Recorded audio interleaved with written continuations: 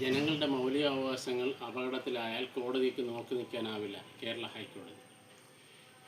സർവ്വതും നശിച്ച മുണ്ടക്കയം ചൂരൽമല നിവാസികളുടെ അവരുടെ കടമെടുത്ത ബാങ്കുകൾ ജപ്തി നടപടി സ്വീകരിച്ചപ്പോൾ കേന്ദ്രത്തോട് എഴുതിത്തള്ളാൻ കേരള ഹൈക്കോടതി നിർദ്ദേശിച്ചപ്പോൾ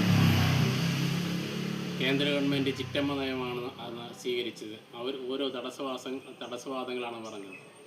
എന്നാൽ അവിടുത്തെ ജനങ്ങൾക്ക് അന്തസ്സോടെ ജീവിക്കാനുള്ള മൗലികാവകാശം അപകടത്തിലായാൽ കോടതിക്ക് വെറുതെ നോക്കി നിൽക്കാനാവില്ലെന്ന് കേരള ഹൈക്കോടതി കേന്ദ്രത്തെ അതിരൂക്ഷമായി വിമർശിച്ചിട്ട് പറഞ്ഞു. ഇവിടുത്തെ പൊതുമേഖലാ ബാങ്കുകളും ധനകാര്യ സ്ഥാപനങ്ങളും ഷേക്സ്പിയർ കഥാപാത്രത്തെ സൂചിപ്പിക്കുന്ന ഷൈലോക്കിനെ പോലെ പെരുമാറുന്നത് ദുഃഖകരമാണെന്നാണ് കോടതി പറഞ്ഞത്.